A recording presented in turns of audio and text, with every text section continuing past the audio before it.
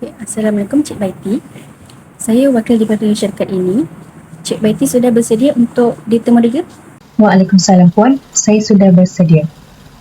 Baiklah, sila perkenalkan diri anda. Nama saya Nurul Baiti binti Abdul Khalik, berumur 22 tahun, berasal dari Sabak Benam, Selangor. Dan status saya masih bujang. Saya merupakan graduan Geografi dari Universiti Kebangsaan Malaysia. Apa yang anda lihat dalam diri anda 5 tahun lagi? Dalam masa 3 tahun yang pertama, saya akan membina kemahiran dalam penggunaan Geographic Information System (GIS) atau GPS, drone dan pelbagai software yang berkaitan dengan bidang yang saya pelajari. Dan tahun seterusnya, saya melihat diri saya sebagai seorang yang pakar dalam bidang ini dan menjadi salah satu aset syarikat dalam jabatan tersebut. Saya berharap dapat mengaplikasikan kepakaran saya dalam pekerjaan saya kelak. Baiklah, apakah kekuatan dan kelemahan anda?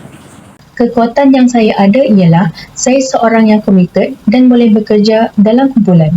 Dengan ini, saya akan bekerja keras dalam menaikkan nama syarikat dan melaksanakan semua pekerjaan dengan tahap yang maksimum. Kekuatan saya yang seterusnya adalah saya seorang yang bertanggungjawab dan juga amanah serta boleh melaksanakan kerja tanpa mencampuri dengan hal peribadi.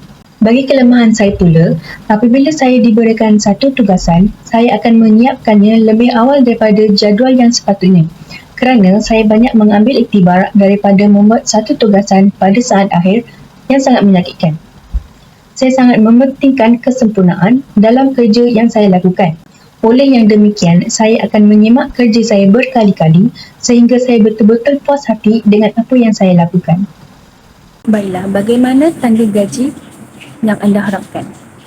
Berdasarkan kajian yang telah saya lakukan bagi purata gaji, saya mendapati bahawa gaji graduan bagi permulaan dalam bidang geografi adalah dalam lingkungan 2,500. Saya percaya dengan kelayakan yang saya miliki, saya layak untuk menerima gaji dalam julat tersebut. Saya akan memastikan bahawa saya akan melaksanakan kerja saya dengan penuh bertanggungjawab. Baik, mengapa anda patut diambil bekerja di syarikat ini? Pada pandangan saya merasakan saya adalah orang yang layak memikul jawatan yang ditawarkan ini.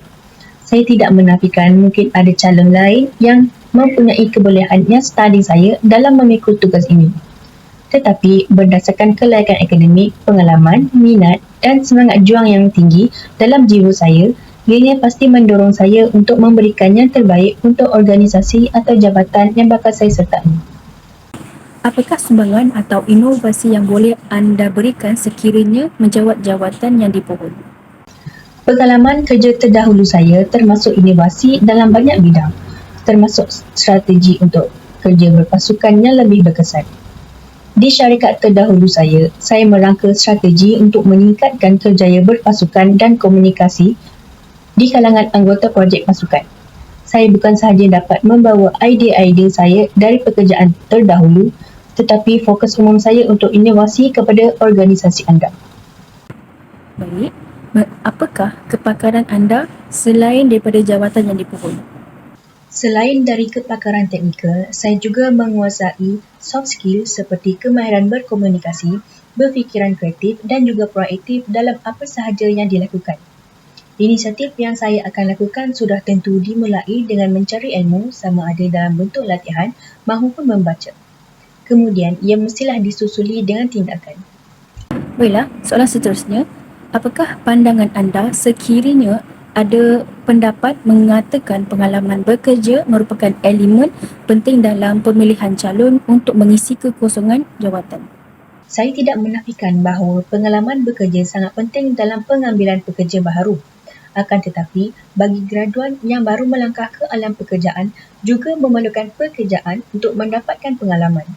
Jika sesebuah syarikat hanya mengambil calon yang sudah mempunyai pengalaman yang bertahun-tahun, bagaimana pula nasib graduan yang baru memulakan kerjaya dalam bidang mereka?